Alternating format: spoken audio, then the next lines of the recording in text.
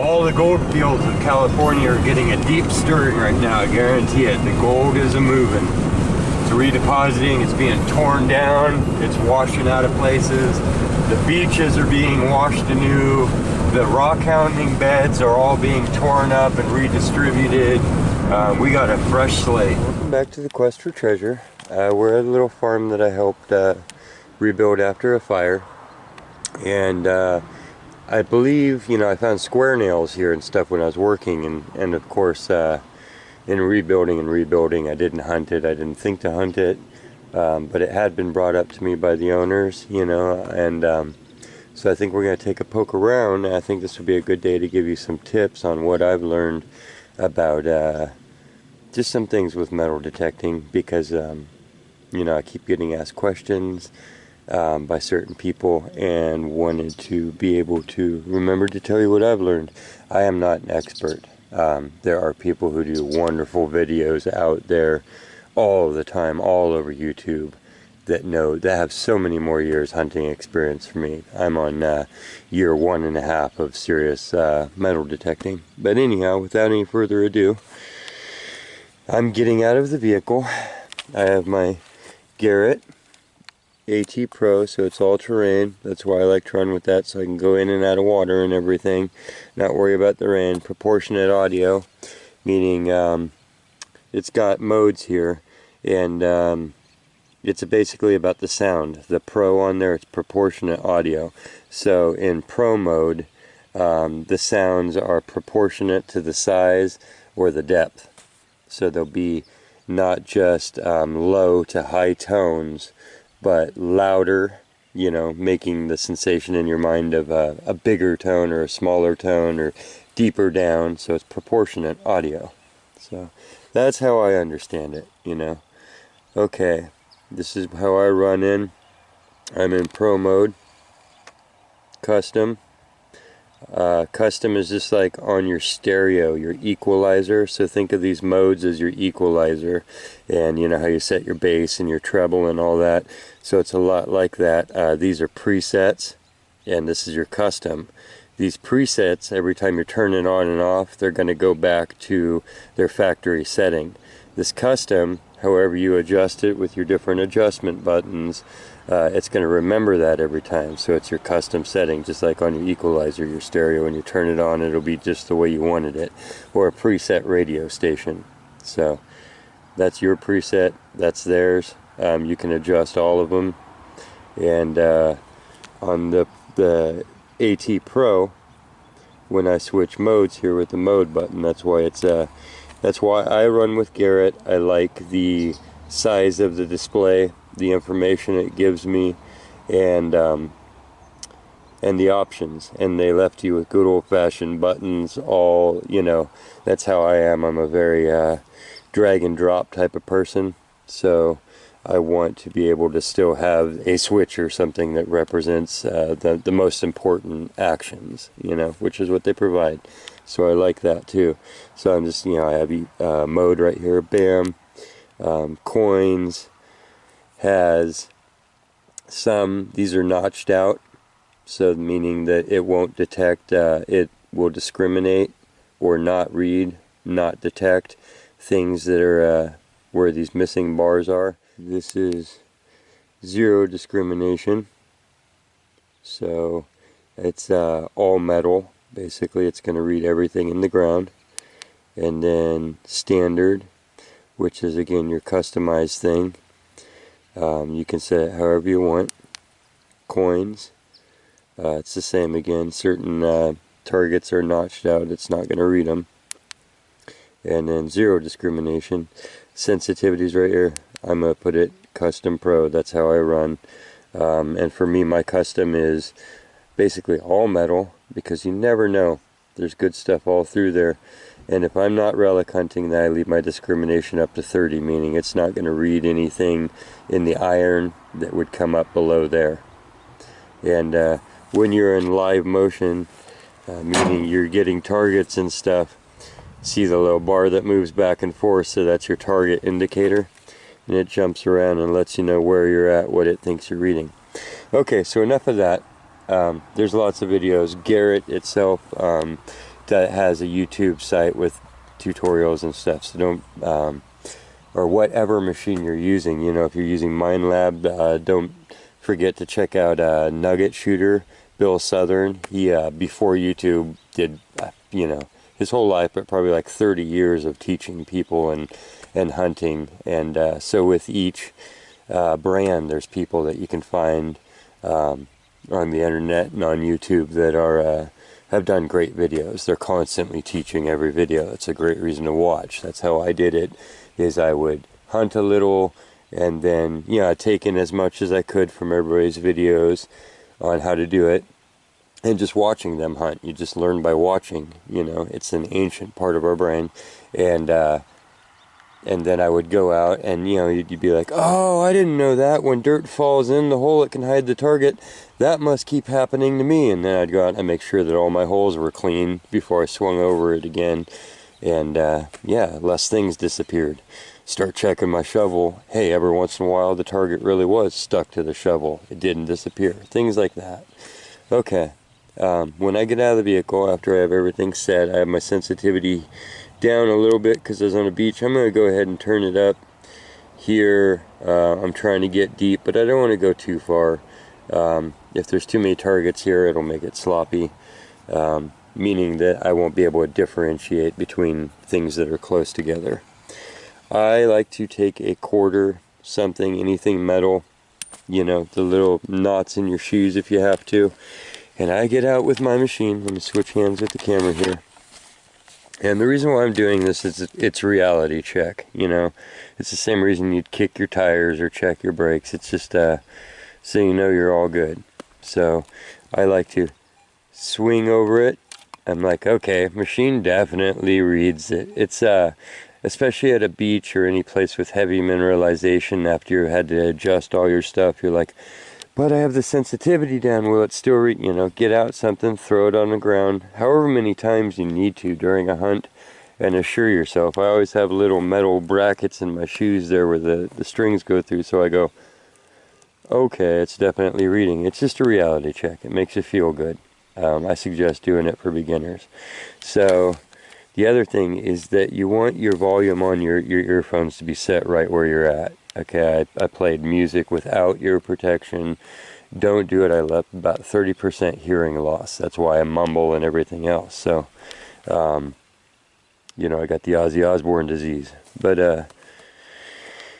wow, look, bicentennial quarter. Good throw. Anyhow, it allows you to set your volume right where you want it. And I like to have that perfect. For me, it's probably a little bit loud. So be sure not to hurt your ears. That's your parental warning on that. But make sure you have everything where you want it, you know. And especially with proportionate audio on this, I want to make sure that I can hear the difference between something that's small, big, deep, shallow. And then it's just basically time to dig. Let's head out and see if there's some more gold coins. We're about, what, 10 miles from where I found my gold coin, but in the same little valleys. And there's our first target. Oh, happy little mushroom. Sorry. It's a screwdriver. Handle's long gone. We'll throw that by the tree, because we can. Here's another one, ground balancing. Okay, so it's not just a random pumping up and down motion. You know, I start about 8 inches off the ground, and I'm going to refine my movement. You'll hear me say that. Meaning I'm going to go from bigger pumps to smaller pumps. I'm not going to touch the ground, but I'm going to get close, like you're condensing some cushion of air. And you don't have to rush it. You know, you can go about that speed.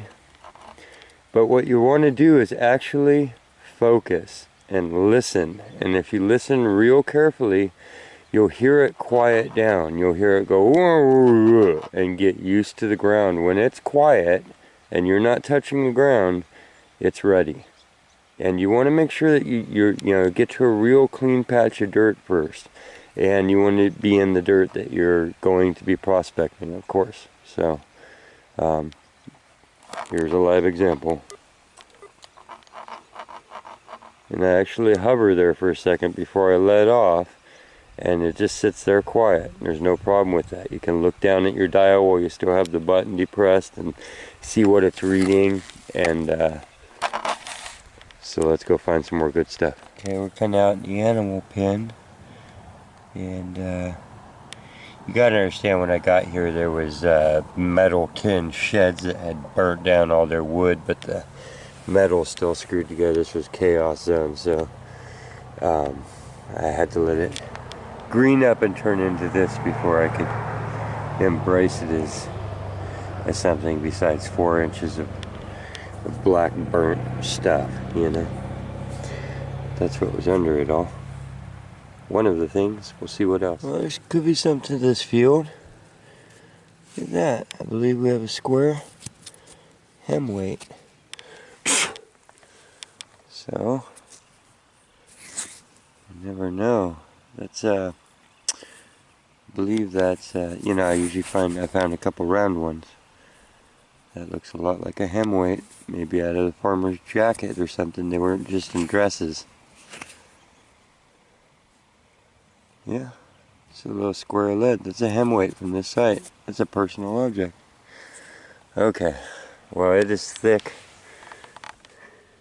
but this is as short as it gets. It's a wild out pasture without animals in it, and the tall things you see are some thistles and stuff. So, who is the gardener here? All I have with me today is my small little digging shovel. Just fine. It rides with me in the truck in the back seat, so it's always there. You can't hear that. Actually, I'm going to let you hear that. There you are.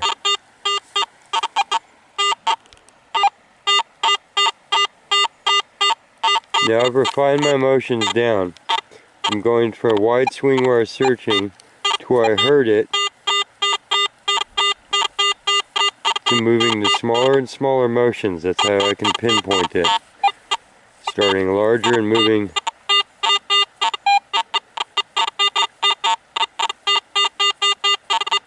Now I'm going to hit the pinpointer. Off target.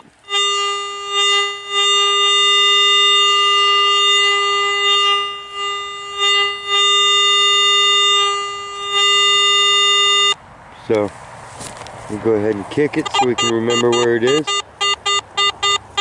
See our little smudge. Bam!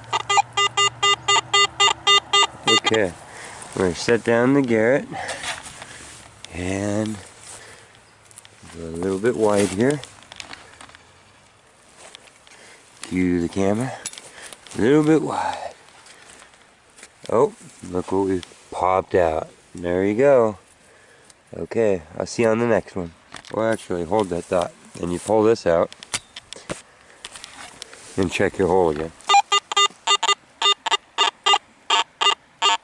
See what we did? We're going to check the pile over here. No, nothing out of there but that. Go ahead and try and pinpoint it again. Keep it off target a little bit and not aimed at anything else.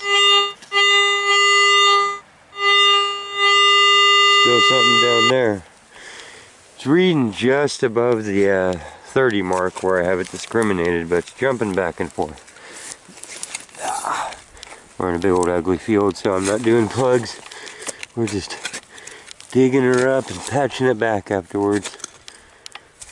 Okay, let's check again. Things in there, probably iron. I think I see a screw. We'll check it out. We can hear that the target that we're hearing is in here now.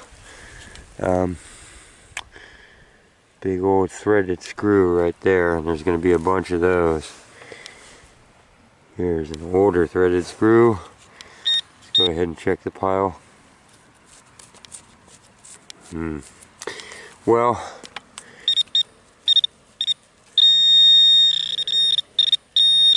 yep, and another nail. Well, those might have added up to make a signal strong enough for us to think was something special. The next target out of the hole. It's an older, cuter little hinge. Not bad. That'll go in the little. Let's see if it bends. Oh, it's not bending thus far. But you know what? You hit that with some water, let it dry for an hour, and then throw it in a little can of oil and let it deep soak. Yeah, WD-40 or something. It's got some flair to it.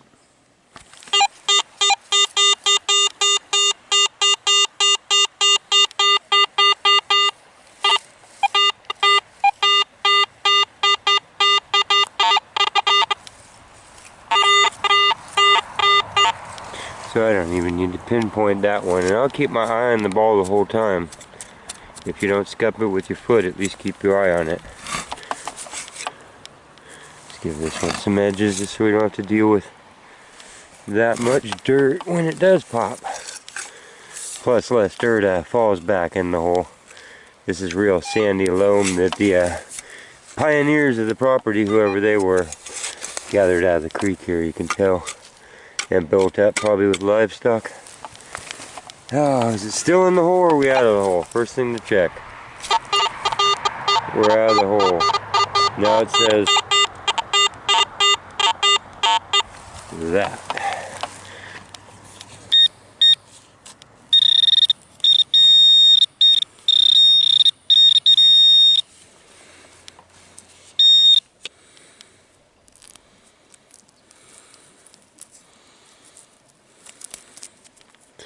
Tin foil. Getting big old iron targets because they are just good enough shape and consistency to give me higher notes. It's an order something. Here in the back of the pasture, so I was getting ready to get burnt out. 1964 Lincoln penny. If this is a dime or a quarter of that year, it would be on silver. Let's go ahead and I'm just having to work rabbit trails and stuff between that, you know. But that was in a rabbit trail, so off down the hole. We're late, we're late. Okay, so let me tell you what I've discovered. Is like most ranches, they were not the current owners, but some previous owner. I found a garbage dump. And it's in a spot where the river comes through every year and eats it out. It eats little channels through the land. It flows over. See, these are actually, I think, Simpson. So there's modern mixed all in here, but there's some older looking stuff. And that's a curtain rod from the 50s. Yeah, round nails and big hinges. Asbestos-y looking tiles. Over here. Don't worry, it's not a dusty season. So this would be a site to come with the big shovel and see if there's some depth to the deposit. And there's no way to detect it. It's crazy with signals. I'm gonna give a little test pit right where we are and see if by chance anything cool comes out of it. But I think from the amount of signals down what would be downstream when this tears through here, these little divots were just filled in over the years, so who knows. But I'll give it a dig. Oh, don't poke yourself in the eyeball. And see which one of these hinges will make this the artifact stump here. Yep. Them's my type of people. That's how I do it sometimes too. That was probably a hinge. So you put that in a board and you wrap that around something else and you call it done and it swings for you.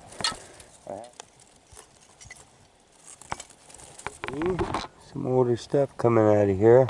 I believe that's animal wear. It's pretty cool. I know that the current house has existed since the 80s or whatever, or the site, and this is way back behind what would have been the older site. You see an old creek crossing that came to this site, so they were driving across to wash, meaning no bridge. Oh, and a ring, yeah, so we got, could have just been the corner of a barn that got burnt and shoved over here too. You know what these are reminding me of? I just had a flash and it kept triggering something. If you've ever been to Santa Cruz, I think it's on the carousel. You gotta throw the rings over to get another ride. Pretty cool. Those are gonna be lucky. I'm bringing them home. So I'm just working like a golfer here. I'm kind of digging through. And it's not as big of a dump as I think, so it might have just been the corner of a tool shed. More horse stuff though, I believe. Cool. Well, looks like kind of an Art Deco. Was probably plated butter knife handle, and the iron is all gone off of it. Alright, look at our little debris pile here. It's a property I take care of too, so I'm going to flatten it all out and everything. But look, he's a little bear. We'll have to clean him up. Treasure. Crazy signal. And I recovered this. I've moved off from the dump. And I don't know what it is. We did have fires here, but I see some sort of brass or gold sticking out of it. This is heavy, but like lead should be. But I mean, I was trying to dent it and whack it with the shovel. It just doesn't. It's heavy. Show you, I mean, that was lead. It should be.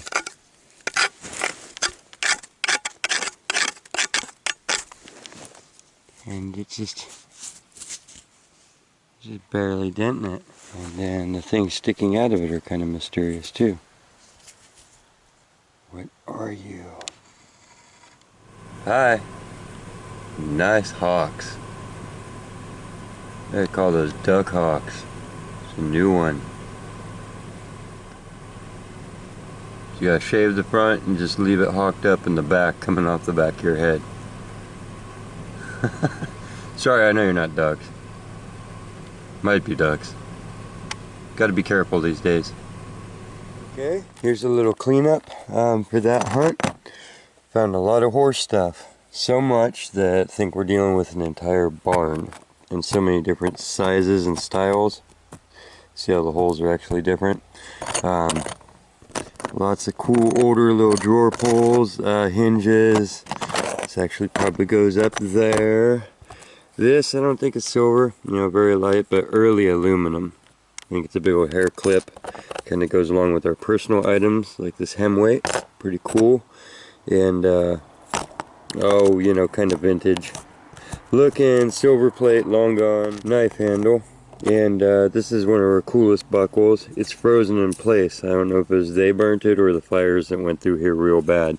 Most of this footprint I have put 10 inches of bark down on myself after the tractors came through right in front of me and leveled it out after the fires, after we scrapped it out and everything. So it's kind of unhuntable. Not that signals didn't get stirred up, but you can see, I mean, this is, I know I put 8 inches of wood chips down here on top of what was leveled out by the tractors. So even though it's, the main site is under us, it's kind of unhuntable, you know. Filled in, so to speak. This is our cool little cast, ceramic.